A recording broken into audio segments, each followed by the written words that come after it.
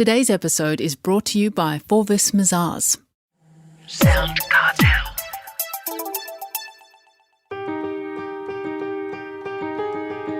From SoundCartel, I'm Nicole Goodman, and this is Business Essentials Daily.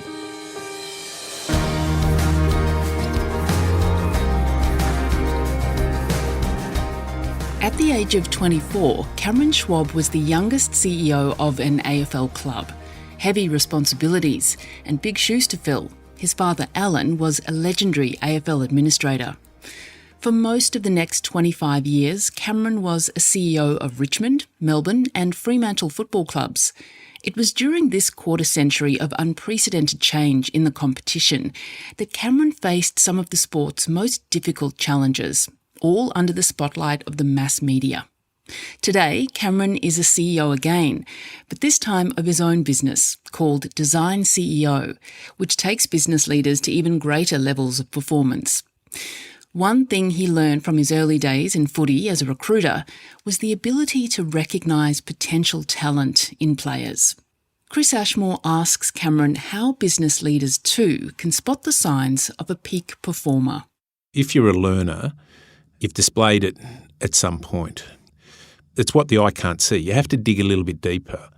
If you want to recruit people without digging deep, well, you're going to make mistakes. You're going to make mistakes even when you dig deep. So why would you take that chance? And aptitude will come out in conversations. It'll come out in discussions with schools, headmasters, teachers, parents, family structure. You know, you'll find it's there. And I can't think of too many great players in the game who haven't been people who were prepared to take responsibility for their own development at some point. It might take them a while to work that out for the penny to drop, but they get there at some stage. There are so many comparisons between elite sport and business, but they have different ways to measure success when it comes to business as opposed to sport. Would that be fair to say?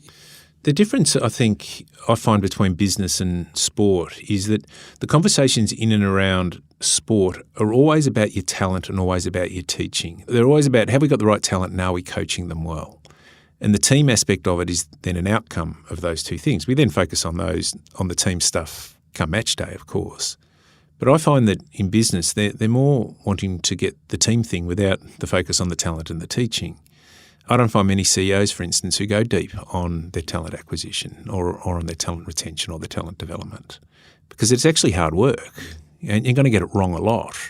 And I don't find many CEOs who are prepared to give the benefit of their own learning by being very proactive in teaching and coaching. And in the end, I think they're probably the most fun areas, but it's very easy to get caught up in the busyness of leadership and not make time for those two things. Whereas in sport, it's unarguable. We're onto that all the time. There's not a day goes past where you haven't spent a significant proportion of it talking about your talent and talking about your coaching and your teaching. And I think if there's one thing I could say business can learn from sport, it would be that. Stop talking, start teaching. You're also a big believer in setting time aside to reflect. Yeah.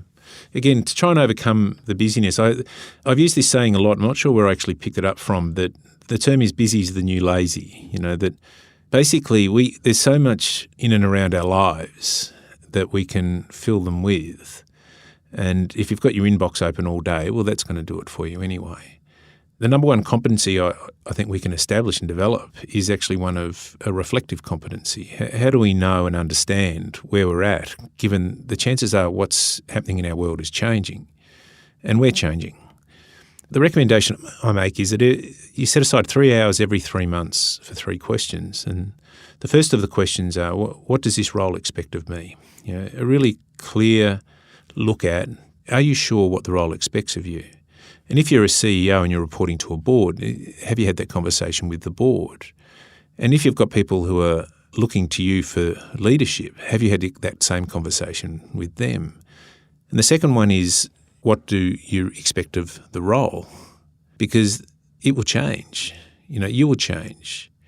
That if the role isn't for you what you signed up for, and you keep going down that track because of the pressures of the mortgage or the pressure of the school fees or whatever it might be, and you're losing a piece of you each day as you walk into the door, well, that's a very bad thing for you. And the final one is, what do you expect of yourself? And I think this is almost the most important question, because if your job is costing you your well-being, if your job is costing you your health, if it's costing you your relationships, if it's costing you something in your life that you are very passionate about, well, perhaps you need to change it. And a lot of our careers are built on a feeling of momentum, and certainly mine was. I know that the next job, the next opportunity, and you're a bit terrified if something changes on you. But if you just allow yourself those 3 hours, and each time you do it, you can't look at the last time you did it. You have to do it afresh every time, because if you just look at the last time, you'll just add and subtract. But it needs to be where your head's at that stage. Well, finally, Cameron, for anyone in business who might be struggling to grow or to achieve their goals, what would you suggest? Stop, just for a while. What are my goals? What are we trying to achieve here? Are the goals the ones that are really for us, or have they been some mountain that we thought we had to climb, and then when we started to climb it, we weren't sure that we'd like the view anyway? And often to take yourself into worlds which are so different to the one that you're in. And it doesn't necessarily, I'm not talking about living on an island somewhere. It's changing a few things which just give you a much more deliberate take on life. Because generally our problems aren't nearly as bad as what we thought they were. They can seem very much overwhelming, and in the moment they are.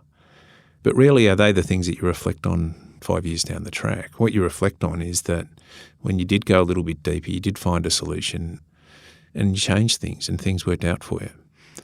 And so my take is that you just have to manage your own momentum.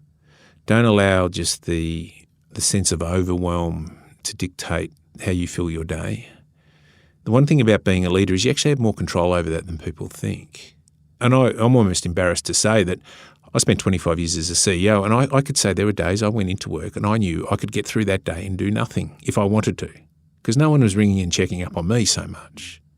But there were the days where you then thought, well, this is a wonderful opportunity. Can I have another look at this? Can I see this from a different angle? Motivation builds on a sense of progress in some shape or form. And when we feel like we're not progressing at any level, that's when we become really quite disheartened. So how do you actually give yourself the chance to progress in a meaningful way? And I think if you feel that personally, well, you're on track again. That was Cameron Schwab, CEO of designCEO.